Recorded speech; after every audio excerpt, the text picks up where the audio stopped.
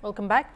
Thousands of members from various organizations along with local residents from both Assam and Meghalaya gathered at the popular Ukiam picnic spot on Monday to protest the proposed construction of a mega hydroelectric dam on the Kulsi River. The protest follows a joint meeting held on June 2 between the chief ministers of Assam and Meghalaya at Kainatara in Guwahati, where both leaders reportedly agreed on moving forward with the project. The formal decision is expected to be finalized by August 15. However, protesters argued that the proposed dam will severely impact the ecological balance of the region and displace residents from at least 25 to 30 villages. Speaking at the protest, a representative stated that the dam being planned at Kulsi will affect the lives of many people in both states. It will submerge villages, harm our environment and destroy the livelihoods of local communities. The protesters demanded an immediate halt to all planning activities related to the dam and called for a more sustainable and community-inclusive approach to development in the region.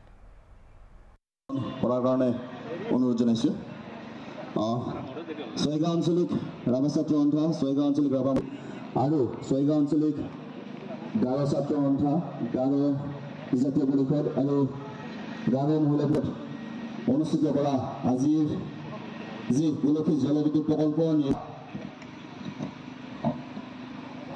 Rabha জাতীয় আৰু গাৰো জাতীয় আৰু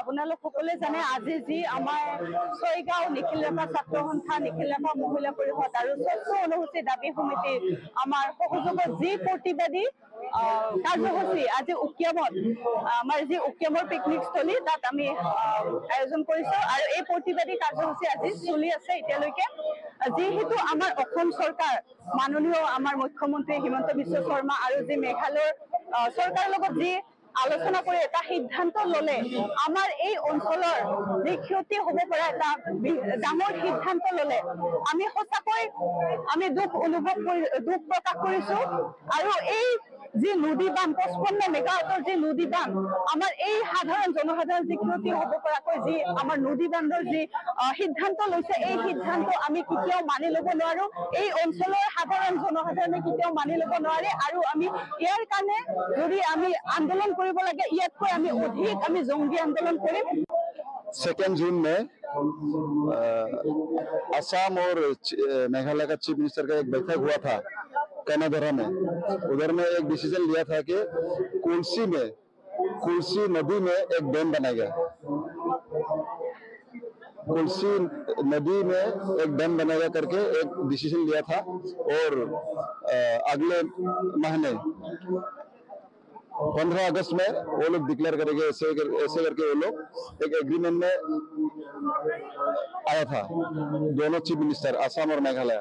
लेकिन वो जो dam है ना, जो कुल्सी डैम जो बनाने के लिए जा रहा है, इसका प्रभाव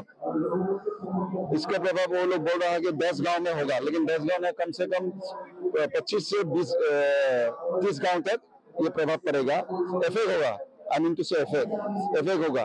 इसलिए आज इधर में आज 9 तारीख है, हम लोग इधर में Garo national council, Garo students union, Rabha students union, Rabha national council, Rabha women council, ये सब ऑर्गेनाइजेशन मिलकर हम लोग एक प्रोटेस्ट मीटिंग इधर में किया था। हम लोग किसी के दम पे इधर में कोई ये डैम होने नहीं देंगे। इसलिए हम लोग स्ट्रॉन्गली हम लोग प्रोटेस्ट किया है, कभी हम लोग डैम होने नहीं देंगे। कुल्सी नदीर ऊपर जो नदी बांध हम कुल्सी नदीर ऊपर जी विद्युत प्रकल्प उत्पादन कारण सरकारे जी जोजा चलाइছে प्रस्तुति चलाइছে ইয়াক আমি তীব্র বিৰোধিতা কৰো আৰু এই নদী বান্ধ হলে আমাৰ এই অঞ্চলটো প্ৰথমতে 10খন গাঁও নহয় 25খন মান গাঁও উচ্ছেদ হ'ব। এই পানীৰ তলত বুৰ গৈ থাকিব। তাৰ ফলত কি হ'ব, মানুহখিনি এই অঞ্চলটো এৰি দিব লাগিব। তেওঁলোকে ক'ত যাব ক'ত খাব, গতিকে তেওঁলোকে ভিখাৰী নিচিনা এটা পৰিৱেশৰ ব্যৱস্থা হ'ব। গতিকে ক্ৰমান্বয়ে এই আমাৰ যি খিলঞ্জীয়া লোক আছে বা যি আমাৰ জনজাতীয় লোক আছে এই লোকসকল পৃথিৱীৰ পৰা বিলুপ্ত পাই যাব। গতিকে অকল সেইটোৱে নহয়, ইয়াত থকা জৈৱ বৈচিত্ৰ্যটো নোহোৱা হ'ব।